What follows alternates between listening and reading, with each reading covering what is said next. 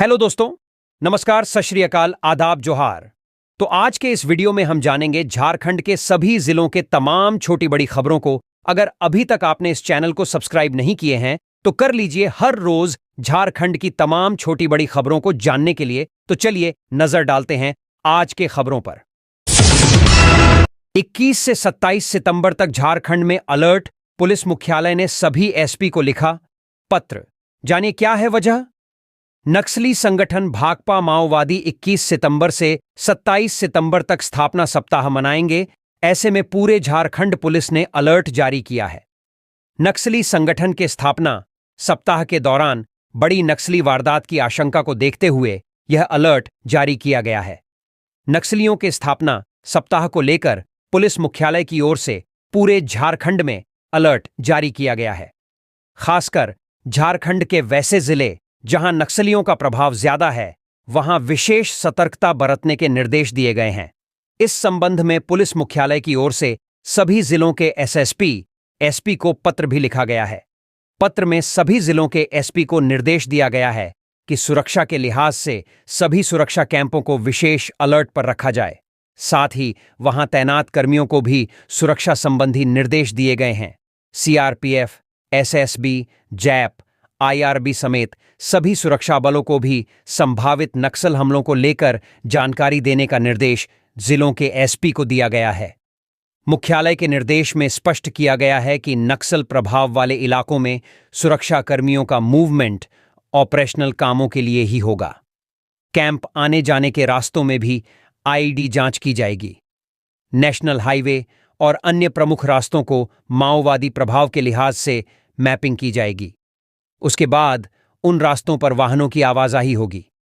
ग्रामीण बाजार हाट में पुलिस बलों को विशेष सतर्कता बरतने का निर्देश दिया गया है। साथ ही माओवादी बैनर पोस्टर लगाकर हटाने जाने वाली पुलिस बलों को एम्बुश कर टारगेट किया जा सकता है। झारखंड पुलिस का इंटेलिजेंस विभाग भी लगातार सूचनाओं के संकलन में लगा हुआ है। पुलिस मुख्यालय की ओर से जारी किए गए पत्र में यह भी लिखा गया है कि सुरक्षा बलों के कैंप के साथ साथ नक्सल प्रभावित जिलों में सरकारी और गैर सरकारी प्रतिष्ठान, ब्लॉक, अंचल कार्यालय, अनुमंडल कार्यालय, विभिन्न बैंक और दूसरे वित्तीय संस्थान, वन विभाग के कार्यालय और गोदाम आदि पर विशेष नजर रखें। वहीं ग्रामीण इलाकों में पड़ने वाले मोबाइल टावर की निगरानी बढ़ाने का निर्देश भी दिया गया है। पुलिस मुख्यालय के द्वारा सभी महत्वपूर्ण railway line, railway siding, railway station के साथ साथ राजमार्ग, राष्ट्रीय राजमार्ग और दूसरी महत्वपूर्ण सड़कों में चलने वाले वाहनों की सुरक्षा का ध्यान रखने का निर्देश दिया है। बता दें कि भाकपा माओवादी देश का प्रमुख नक्सली संगठन माना जाता है। इस संगठन को दो नक्सली संगठनों के आपसी विलय के बाद बनाया था। साल 2004 में 21 सितंबर को माओवादी कम्युनिस्ट सेंटर यानी एमसीसी और पीपुल्स वॉर ने एक दूसरे में विलय कर लिया था, जिसके बाद भारत सरकार ने भाकपा माओवादी संगठन को बैंड कर दिया था। सरना धर्म कोड, ओबीसी आरक्षण पर गठबंधन के नेताओं ने पीएम को घेरा। जमशेदपुर के गोपाल मैदान में प्रधानमंत्री नरेंद्र मोदी की सभा पर महागठबंधन के दलों ने तीखी प्रतिक्रिया दी है। झारखंड मुक्ति मोर्चा के केंद्रीय प्रवक्ता मनोज पांडेय ने पीएम की सभा में आई भीड़ को नगण्य और शहरी लोगों की भीड़ डाच बताया। पार्टी नेता ने तंज भरे लहजे में कहा कि जमशेदपुर के लोग उस प्रधानमंत्री का कॉन्फिडेंस लेवल देखने आए तो जो 303 सांसदों घटकर 240 सांसद की होकर रह गई है। जामुमो नेता ने कहा कि प्रधानमंत्री नरेंद्र मोदी ने सरना धर्म कोड और ओबीसी को 27% आरक्षण पर चुप्पी साधकर साबित कर दिया कि उन्हें न तो राज्य की 26% आदिवासियों की परवाह है और न ही पिछड़ी जातियों की। भाजपा के शासनकाल में ही राज्य में ओबीसी आरक्षण 27% से घटाकर 14% कर दिया गया था। जब महागठबंधन की सरकार ने ओबीसी आरक्षण बढ़ाने का प्रस्ताव विधानसभा से पारित कराकर भेजा है तो उस पर केंद्र की सरकार चुप है। जामुमो नेता ने कहा कि राज्य में 21,000 करोड़ की योजनाओं की सौगात राज्य को देने का दावा करने वाली भाजपा के नेता राज्य की रॉयल्टी के 1,36,000 करोड़ के बकाये पर चुप रहे। जामुमो नेता ने कहा कि मंच पर पीएम मोदी शायद थोड़ी झपकी ले लिए होंगे। उसी दौरान उन्होंने सपना देखा होगा कि 2-3 महीने बाद उनकी सरकार राज्य में बन रही है। प्रधानमंत्री नरेंद्र मोदी द्वारा जमशेदपुर की सभा में झारखंड के 3 दुश्मन झामुमो, कांग्रेस और राजद को बताए जाने से राष्ट्रीय जनता दल खफा है। पार्टी की प्रदेश उपाध्यक्ष अनिता यादव ने कहा कि राज्य में जिस तरह से इंडिया गठबंधन की हेमंत सोरेन सरकार काम कर रही है, उससे पीएम मोदी घबराए हुए हैं। राज्य में सबसे अधिक दिन सरकार में रही भाजपा ने जल जंगल जमीन को नुकसान पहुंचाया। झारखंड राजद की प्रदेश उपाध्यक्ष अनिता यादव ने कहा कि झारखंड आकर आदिवासियों के हितैषी बनने का ढोंग रचने वाले प्रधानमंत्री मणिपुर में आदिवासी महिलाओं पर हो रही अत्याचार और हिंसा पर चुप क्यों हैं। दरअसल महागठबंधन से इस बार भी करारी हार देखकर पीएम मोदी बौखलाए हुए हैं। प्रधानमंत्री नरेंद्र मोदी की जनसभा और उनके वक्तव्य पर कांग्रेस के प्रदेश प्रवक्ता सोनाल शांति ने भी प्रतिक्रिया दी। उन्होंने कहा कि इलेक्टोरल बॉन्ड्स के रूप में दुनिया का सबसे बड़ा घोटाला करने वाले लोगों ने 10 वर्षों से झारखंड को चारागाह बनाकर छोड़ दिया था। इन्हें आने वाले चुनाव में अपने कर्मों का हिसाब देना ही होगा।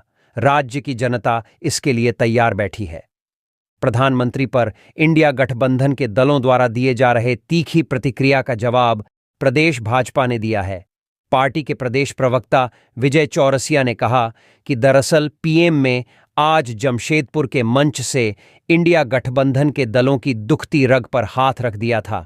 उत्पाद सिपाही भर्ती दौड़, संथाल में बांग्लादेशी घुसपैठ जैसे मुद्दे को पीएम ने जिस तरह से मंच से उठाया और जनता में जो उत्साह दिखाया, उससे हतोत्साहित गठबंधन के दल पीएम को टारगेट कर रहे हैं।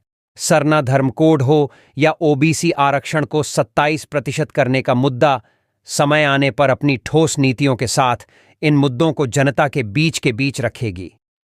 प्रधानमंत्री नरेंद्र मोदी ने भाजपा को आदिवासियों की वास्तविक हितैषी बताते हुए अपने संबोधन में कहा था कि राज्य निर्माण से लेकर आदिवासी महिला को राष्ट्रपति बनाने तक का काम भाजपा ने किया है। लेकिन झारखंड के 3 दुश्मन झामुमो, कांग्रेस और राजद हैं। जेएमएम आदिवासियों की जमीन कब्जा करने वालों के साथ है।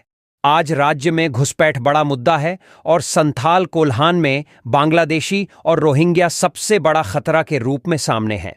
लेकिन राज्य की गठबंधन सरकार इस बात को मानने को तैयार नहीं है कि घुसपैठ हुई है। पीएम ने कहा था कि संथाल में आदिवासियों की जमीन हड़पी जा रही है और वहां की डेमोग्राफी बदल रही है। जब 2-3 महीने बाद राज्य में भाजपा की सरकार बनेगी तो विशेष जांच कर इस समस्या का समाधान किया जाएगा। बालासोर से अयोध्या की साइकिल यात्रा पर निकले 90 यात्री, हजारीबाग में जोरदार स्वागत। समाज में कई ऐसे लोग हैं जो कुछ ऐसा करते हैं कि वह सुर्खियां बन जाती हैं। साथ ही ऐसे लोग समाज को कुछ संदेश भी देते हैं। ओडिशा के बालेश्वर से अयोध्या के लिए 90 साइकिल यात्री निकले हैं जो समाज को जैविक खाद के उपयोग, पर्यावरण जागरूकता और योग अभ्यास की जानकारी दे रहे हैं। इन सभी साइकिल यात्रियों का हजारीबाग के लोगों ने जोरदार तरीके से स्वागत किया है। भाजपा नेता अमित सिंह के प्रयास से रात्रि विश्राम का इंतजाम भी कराया गया। समाज को जैविक खाद के अधिक से अधिक उपयोग, पर्यावरण की सुरक्षा और योग अभ्यास का संदेश देने के लिए ओडिशा के बालासोर से अयोध्या के लिए 90 साइकिल यात्री निकले हैं। ये यात्री प्रत्येक दिन लगभग 80 किलोमीटर साइकिल से यात्रा कर अयोध्या पहुंचेंगे। बालेश्वर से 9 सितंबर को निकले हैं। अनुमान लगाया जा रहा है कि 21 सितंबर तक सभी साइकिल यात्री अयोध्या पहुंचेंगे। इस यात्रा में 17 साल के नौजवान से लेकर 75 साल के वृद्ध शामिल हैं। हजारीबाग में इनका जोरदार तरीके से स्वागत किया गया। यात्रा में शामिल अरविंद बेहरा ने कहा कि यात्रा काफी कठिन है, लेकिन प्रभु श्री राम का दर्शन करने के नाम पर निकले हैं। साथ ही समाज को संदेश भी दे रहे हैं। इस कारण यह यात्रा सुखद रहेगी। यात्रा के दौरान प्रदूषण रहित Bharat, yoga for health, plantation for nature और ऑर्गेनिक फॉर अर्थ जैसे महत्वपूर्ण संदेशों का प्रचार किया जा रहा है। हजारीबाग में भाजपा नेता अमित सिन्हा ने इनका स्वागत किया। साथ ही रात्रि विश्राम और भोजन की व्यवस्था भी उनकी ओर से की गई। उन्होंने कहा कि बालासोर से अयोध्या के लिए 90 साइकिल यात्रियों का कार्यवां पर्यावरण संरक्षण, जैविक खेती और योगा को बढ़ावा देने के उद्देश्य से निकला गया है। भाजपा नेता ने कहा कि जत्थे का स्वागत करने से काफी खुशी मिल रही है। यशवंत सिन्हा ने नई राजनीतिक पार्टी का किया गठन, झारखंड में सभी सीटों पर चुनाव लड़ने का ऐलान। देश के पूर्व वित्त और विदेश मंत्री यशवंत सिन्हा ने हजारीबाग में रविवार को अटल विचार मंच नामक राजनीतिक पार्टी का गठन किया है। उन्होंने इस नई राजनीतिक पार्टी की सदस्यता ग्रहण करते हुए फॉर्म भरकर पहले सदस्य बने। हजारीबाग के पुराने भाजपा कार्यालय अटल भवन में अटल विचार मंच का दफ्तर खुला है। इस दौरान यशवंत सिन्हा ने हजारीबाग में ऐलान किया है कि आगामी विधानसभा चुनाव में सभी 81 सीटों पर उनकी पार्टी चुनाव लड़ने जा रही है। इसकी प्रक्रिया भी शुरू कर दी गई है। वैसे दावेदार जो ईमानदार होंगे, उन्हें पार्टी पहले प्राथमिकता देगी। यशवंत सिन्हा ने यह भी स्पष्ट कर दिया कि अटल विचार मंच कोई स्वयंसेवी संगठन या चंदा वसूलने की पार्टी नहीं है। यह पूर्ण रूप से राजनीतिक पार्टी रहेगी। उन्होंने सादे कार्यक्रम में अपनी पार्टी का गठन किया। क्या अटल विचार मंच किसी दूसरे पार्टी से गठबंधन करेगा या स्वतंत्र रूप से चुनाव लड़ेगा? इस प्रश्न पर उन्होंने कहा कि पहले सभी विधानसभा सीटों पर चुनाव लड़ना है। इसके बाद क्या स्वरूप बनता है, इसे देखकर तैयारी की जाएगी। पार्टी के पहले कार्यक्रम में उनकी धर्मपत्नी नीलिमा सिन्हा समेत कई पुराने भाजपा के कार्यकर्ता उपस्थित रहे। यशवंत सिन्हा ने ईटीवी भारत के साथ बातचीत में कहा कि अटल बिहारी वाजपेयी के सिद्धांत से भाजपा दूर होती जा रही है। इसे देखते हुए एक ऐसी पार्टी बनाई गई है जो अटल बिहारी वाजपेयी के पद चिन्हों पर आगे बढ़ेगी।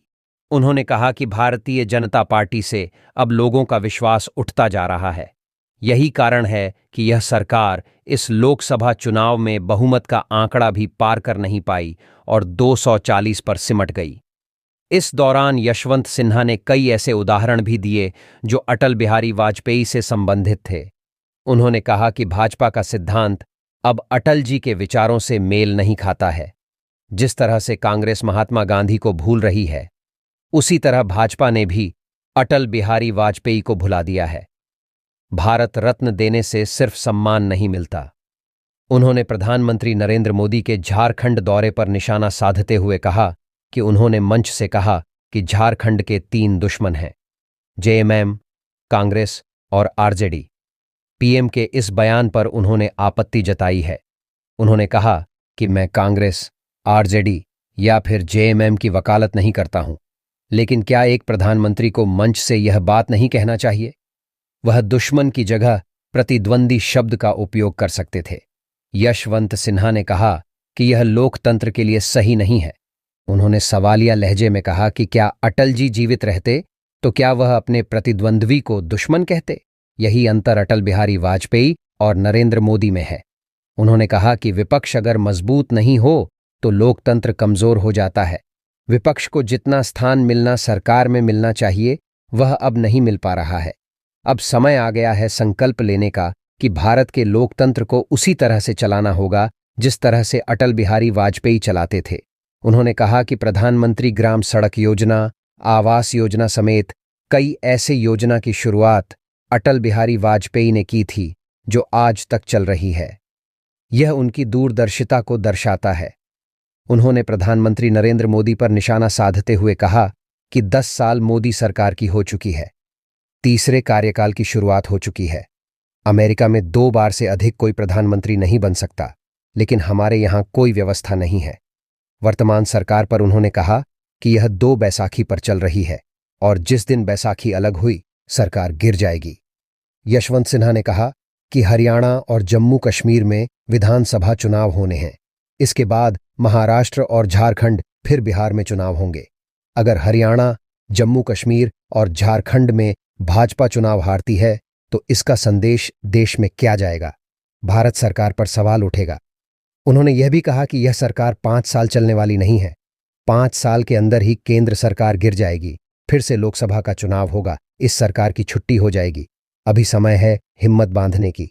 अपनी उम्र पर उन्होंने कहा कि मैं यह कभी नहीं मानता कि उम्र अधिक हो गई है। भगवान ने जब तक शक्ति दी है तब तक जंग चलते रहेगा। उन्होंने यह भी कहा कि जिस तरह से झारखंड का मौसम अभी खराब है, ठीक उसी तरह राजनीतिक मौसम भी ठीक नहीं है। समय बदलने के साथ साथ दोनों का मौसम ठीक हो जाएगा। असम के मुख्यमंत्री हिमंता बिस्वा शर्मा पर उन्होंने हजारीबाग में बड़ी टिप्पणी की है। उन्होंने कहा कि वो माहौल खराब करने के लिए झारखंड में कैंप कर रहे हैं। झारखंड में दंगा होगा और इसका लाभ भारतीय जनता पार्टी उठा लेगी। ऐसे में यहां की सरकार को उन पर केस करना चाहिए। भारतीय जनता पार्टी के पास हिंदू मुस्लिम के अलावा कुछ भी नहीं है। धनबाद में मंदिर परिसर में जोरदार आवाज के साथ बना गोफ, जनरेटर और साउंड बॉक्स जमीन में समाया। लगातार हो रही बारिश ने लोगों का जीवन अस्त व्यस्त कर दिया है। खासकर अग्नि प्रभावित और भूतसान वाले इलाकों का हाल बुरा है। ताजा मामला झरिया धनबाद मुख्य मार्ग पर भक्तडीह स्थित नागेश्वर मंदिर का है, जहां मंदिर के प्रांगण में तेज आवाज के साथ करीब 100 फीट का गोफ बन गया। गोफ बनने के साथ ही तेजी से गैस का रिसाव शुरू हो गया। घटना के बाद इलाके में अफरा तफरी का माहौल है। स्थानीय रिंकू शर्मा ने बताया कि मंदिर परिसर में गणेश मेला का आयोजन किया गया था। आज विसर्जन का आयोजन था। विसर्जन के लिए डेकोरेटर द्वारा जनरेटर और डीजे मंगाया गया था। गोफ बनने के बाद जनरेटर और साउंड बॉक्स उसमें समा गया। घटना की सूचना पुलिस और स्थानीय पुलिस को दी गई। सूचना के बाद पुलिस और बीसीसीएल प्रबंधन मौके पर पहुंचे। गोफ भरने को लेकर बीसीसीएल प्रबंधन से बातचीत चल रही है। सड़क से सटे ओबी पहाड़ को लेकर भी लोगों में आक्रोश है। स्थानीय लोगों ने बताया कि गनीमत रही कि यह हादसा गणेश पूजा समाप्त होने के बाद हुआ।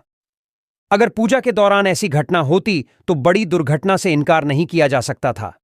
फिलहाल लोगों में घटना को लेकर काफी आक्रोश है। पीएम मोदी ने जनसभा में क्यों किया भूत का जिक्र? झामुमो नेता ने बताई ये वजह।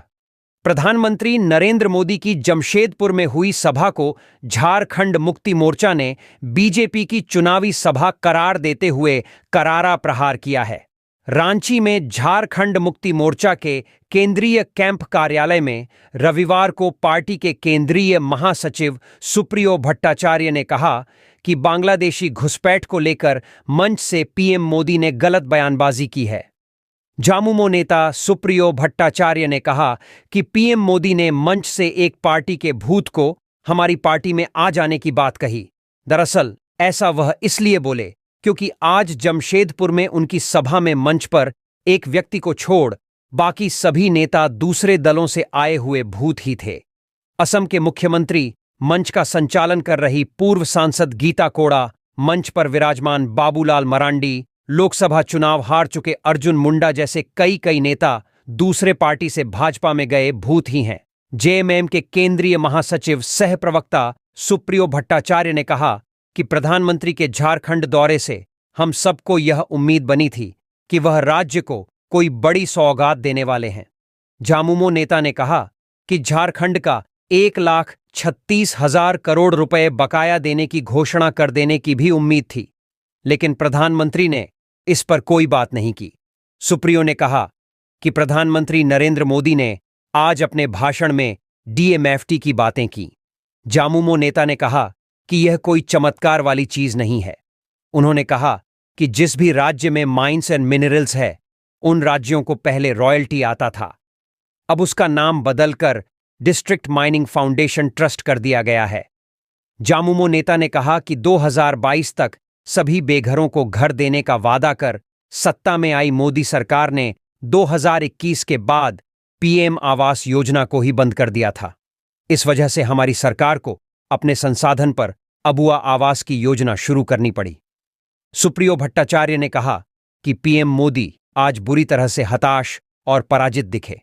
झामुमो प्रवक्ता ने कहा कि पोटोहो ग्रामीण खेल योजना के नाम पर हेमंत सोरेन ने एक योजना की शुरुआत की थी। उससे पहले भाजपा का कोई भी नेता महान क्रांतिकारी पोटोहो का नाम नहीं जानता था। सुप्रियो ने कहा कि हेमंत सरकार की मनिया योजना और अबुआ आवास योजना से पीएम सहमे हुए हैं।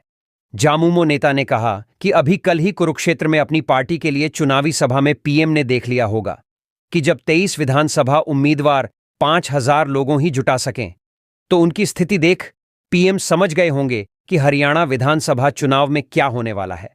सुप्रियो ने कहा कि भाजपा के सिंबल पर इस वर्ष चुनाव जीतकर 240 सांसद लोकसभा पहुंचे थे, जबकि उसमें से 115 सांसद दूसरे दल से आए हुए भूत ही थे। जीतकर आए उनमें से 115 सांसद दूसरे दलों से आने वाले भूत हैं, जबकि 95 अकेले कांग्रेस से आए भूत हैं। इसलिए प्रधानमंत्री को आज जमशेदपुर में मंच पर सारे भूत नजर आ रहे थे। कोई कांग्रेस से आया हुआ भूत, कोई अन्य दलों से आया हुआ भूत, केवल एक शिवराज सिंह को छोड़कर सारे जो लोग मंच पर थे वह भूत ही भूत थे।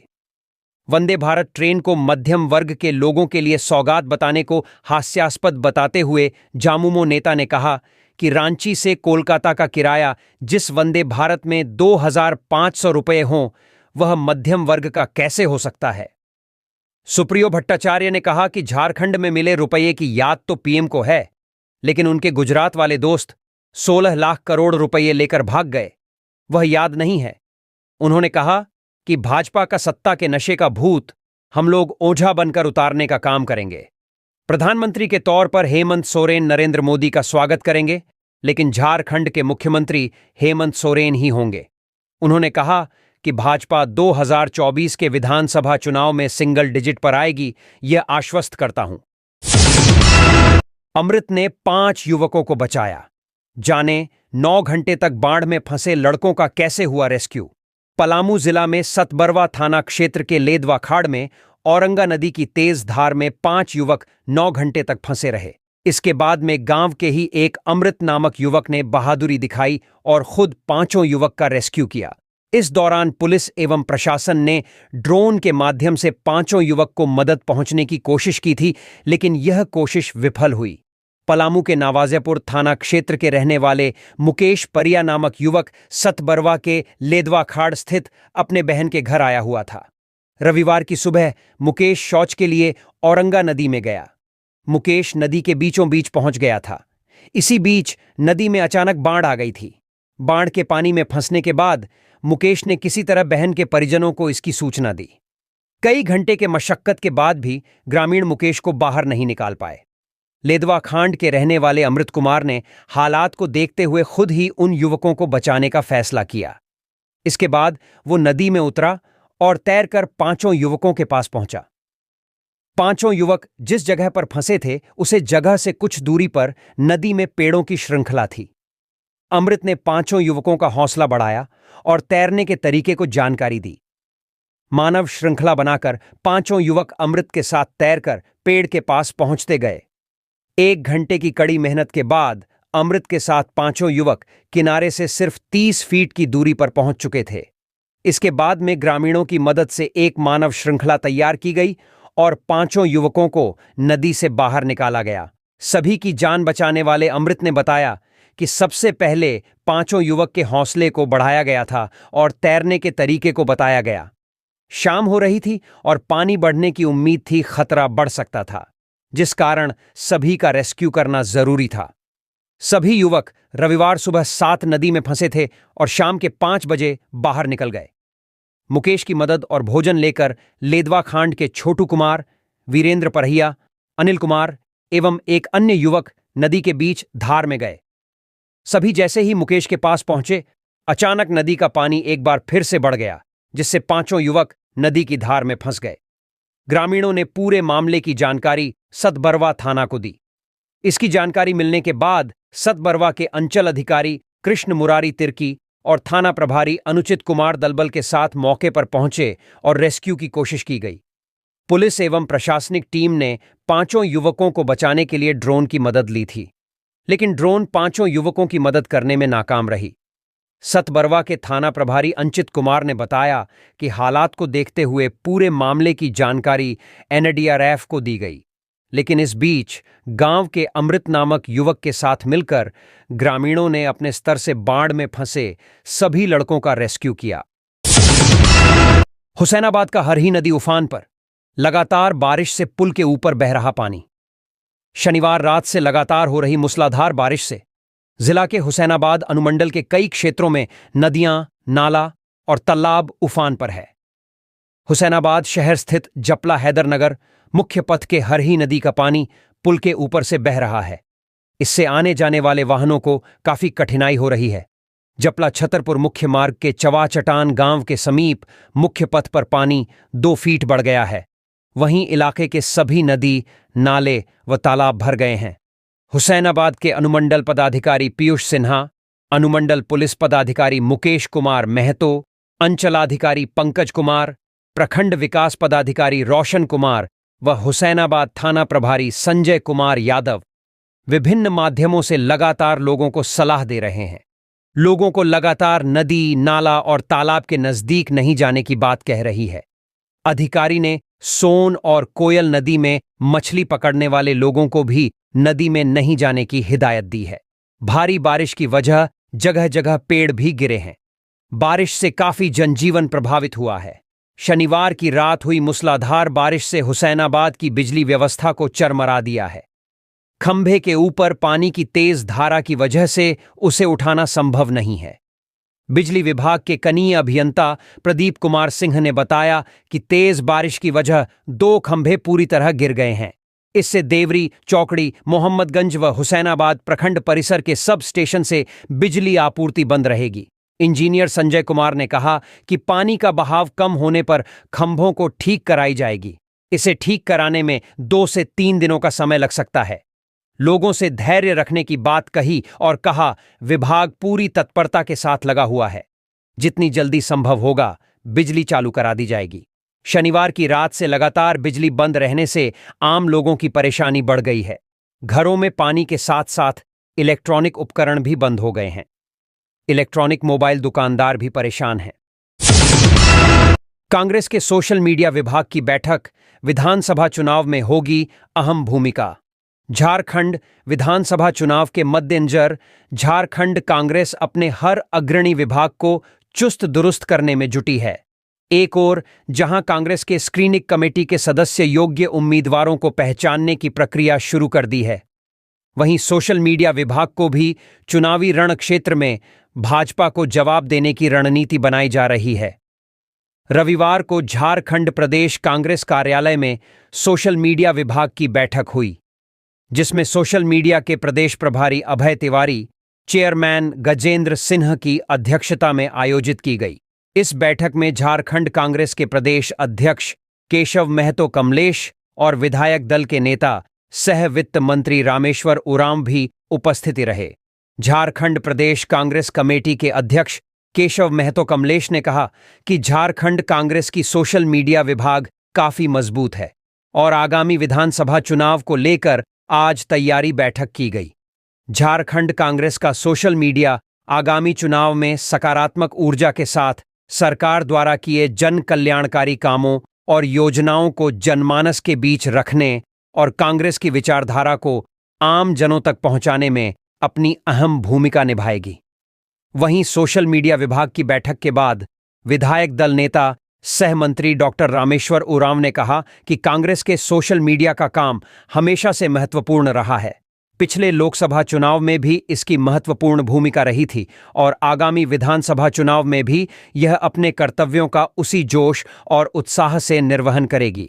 झारखंड कांग्रेस कमेटी का सोशल मीडिया विभाग भाजपा के सभी झूठ और नफरत की राजनीति को अपने कैंपेन से सकारात्मक जवाब देगी। झारखंड कांग्रेस के सोशल मीडिया विभाग के प्रभारी अभय तिवारी ने सांगठनिक रूप का सभी स्टेट कोऑर्डिनेटर एवं जिला कोऑर्डिनेटर से चर्चा कर स्थिति का जायजा लिया। इसके साथ ही दिशा निर्देश दिया कि आने वाले समय में भाजपा के झूठ का पर्दाफाश करना पहली प्राथमिकता है। अखिल भारतीय कांग्रेस कमेटी की सोशल मीडिया टीम झारखंड के सोशल मीडिया टीम के साथ समन्वय बनाकर काम करने को तैयार है।